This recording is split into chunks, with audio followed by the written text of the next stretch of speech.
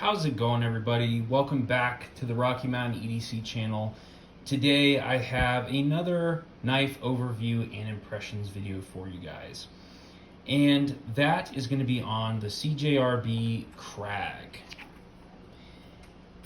I've had this knife for a little while now, and I feel that I can speak on at least some of its attributes and what I like and don't like about it, to give a decent and favorable overview and impressions video for you guys.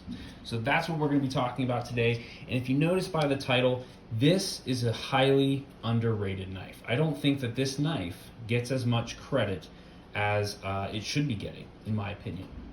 So if you like this video, be sure to subscribe if you're not already, and give it a like. The likes definitely help out the channel, definitely helps me see what videos my subscribers like. So if you're subscribed to the channel, thank you. Every like you give helps me and helps the channel in knowing what you guys want to see.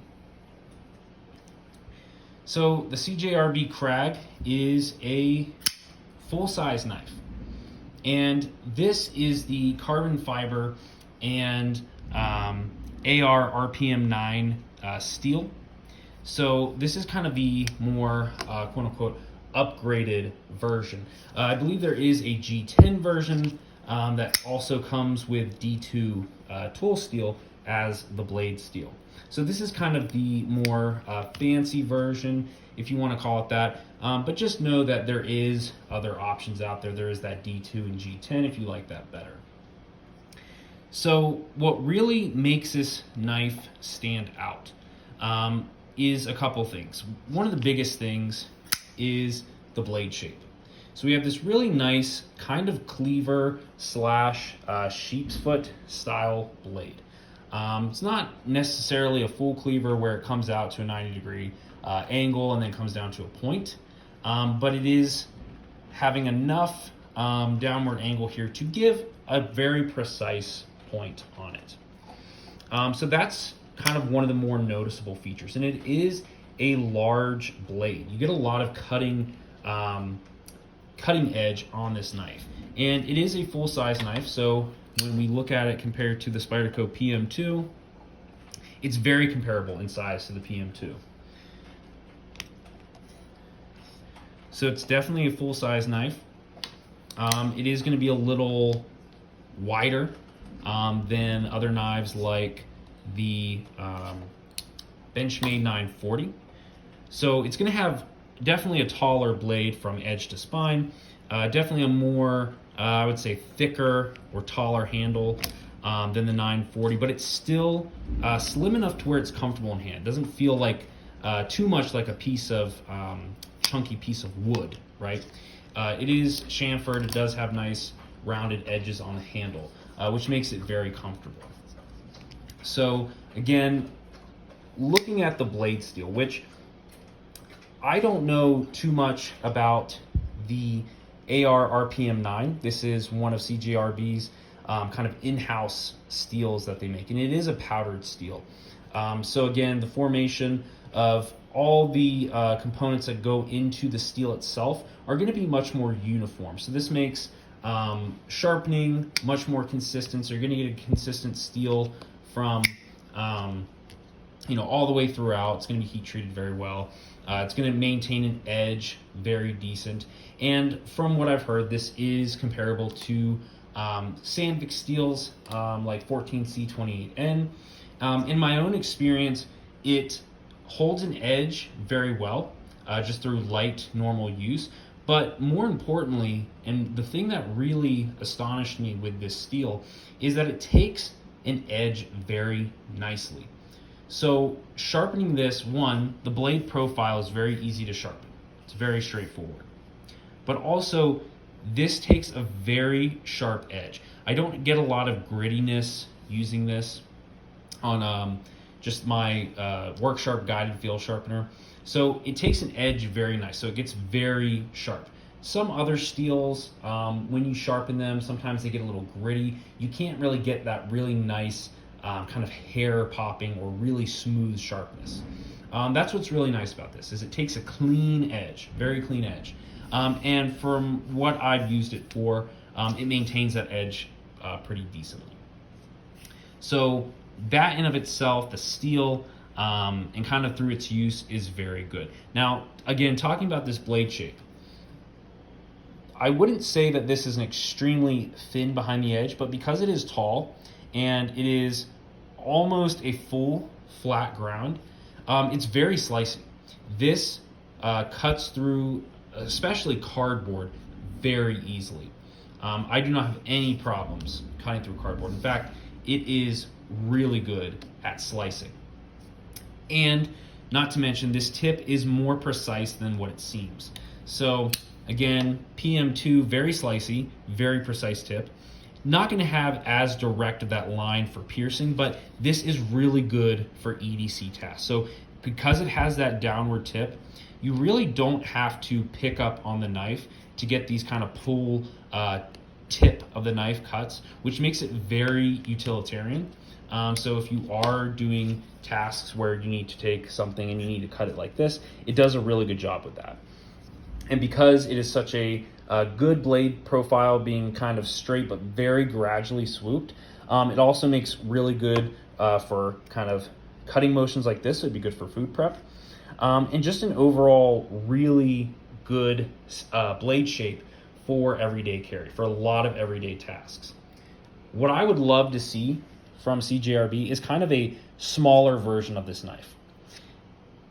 It is a great design, in my opinion. And again, it's underrated. I don't think people are giving this knife as much credit as it should, but it is a little big.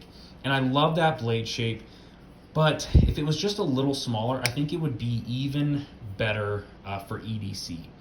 Because that blade is very wide, it is kind of large, and it does kind of make it a little blade heavy. So I'm a little picky when it comes to balance on my blades, my pocket knives. I typically want them to be relatively balanced where the index finger falls.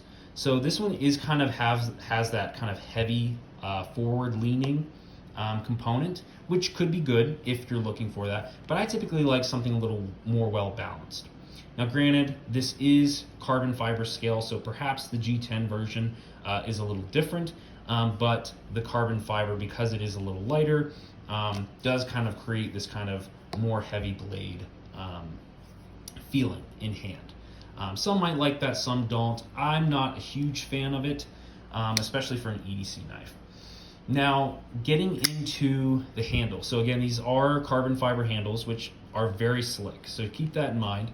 Not very grippy, but they do have full steel liners on the inside. So this knife is by no means weak or flimsy in the handle. This is a very sturdy handle, just a little slick, and I'm sure the G10 is going to offer much more grip, so just keep that in mind. Standard liner lock, and I really appreciate CJRB on this liner lock because this is a robust liner lock. As far as liner locks go, this is relatively thick, and I don't feel as if this is going to get warped or bent. That's an issue you see a lot of times on a lot of quote-unquote gas station knives, or kind of more cheaper knives, at least in terms of the build quality. They have these kind of really wimpy liner locks, and a lot of the times they're going to be more subjective to bending, failing, not locking up all the way. And this one locks up really good, and it's thick. So I have pretty good confidence in the strength of that liner lock. What's also a really nice touch on this knife is the red collar around the pivot screw. So kind of this pivot collar here, this red, I believe it is aluminum, and it just gives it a really nice pop. And again, I think that's just a small detail that should be appreciated. You know, they could have easily just made it black and be fine, but by just doing these small details kind of gives the knife a little bit more personality than it, you know, more practically could have been made, right? And it is a very practical knife. As far as the handle shape, I mean, this handle shape is a good combination of neutrality, but it does give this really good index portion here. And then you kind of have that flipper tab that kind of acts as a guard to kind of prevent your hand from sliding up. And there is this really large sharpening choil slash finger choil. So you could, if you wanted to, choke up in this position. Now I do find that, again, with choking up in that position, just be very careful in terms of the pressure you put, because it is very close on that. So it's not as dedicated like this finger choil on the PM2, right? So it is very close to the blade. It is kind of, can be used as a finger choil. Again, you could always choke up on other knives like the 940. Wouldn't really recommend that, but if you had to, if you needed more precise choking up, you could. But it does offer that. And if not for a finger choil, this is a great sharpening choil. You have plenty of room here to get plenty of sharpening runs through this. So this blade is going to last you a long time through use. And that's really nice. Again, handle shape, very practical, very neutral. Gloved, ungloved, large, small hands, this is going to be very comfortable. Now there isn't very much jimping. There's actually none up on the spine, which is okay.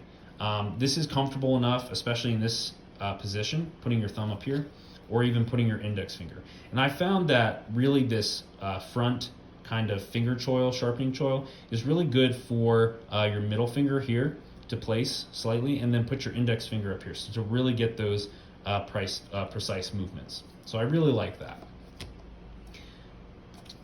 Lastly, what I like about this knife is the pocket clip. Just a standard deep carry pocket clip, nothing crazy. Sits in the pocket really well, has pretty good retention on it, so I really enjoy that. Now, as far as the things I don't like about this knife, and just through use, I am not a big fan of this flipper. It is placed correctly and it's a decent size, but there's no jimping on it. And oftentimes, because of this coating they have on the blade, it is kind of slick, so you can fail a lot, which is kind of annoying. So this one doesn't really work very well if you light switch the blade. It does want to slip. You really have to think about kind of how you're pushing on the flipper tab. However, it does work really well if you push button it. So if you kind of push it in versus going down, it does much better with kind of that push button. So I kind of wish that they would have come up with a little bit more of a thoughtful flipper tab on there, or at least put just a little bit of mild jimping on there, just to give you a little bit of that extra grip. That would have been appreciated. Another thing, again, at least with this one, with the carbon fiber, it is very slick, and I do wish that it did have some texture. There are obviously ways to make carbon fiber more textured. There is textured carbon fiber out there that would definitely be a lot nicer. And again, a feature I've already talked about is kind of that weight, blade heaviness that I don't particularly like. But other than that, this is a great EDC knife. I think that the blade steel and the blade shape just makes it for a really good everyday profile. Again, I have confidence in doing detailed work. I have confidence in doing large cutting tasks. Very wide blade from edge to spine, so it really makes it good as alternative for even like food prepping or anytime you need to go through a much larger material. And it is relatively thin, especially up until the tip. It is a little thicker, but it does get thinned out towards the tip. So you do get a little bit more of a sliciness at that part, which is really nice. But yeah, the CJRB Crag, highly recommend this knife. I'm definitely going to be carrying this more, especially when I want something a little bit more practical that's going to do the job. And again, this is kind of more in the budget realm, so I think you can get these starting around $50 and up. So really good. I think CJRB hit the mark on this more budget-friendly EDC pocket knife. So thanks for watching. If you guys have not already, make sure to smash that like button and subscribe to the Rocky Mountain EDC channel. Thanks.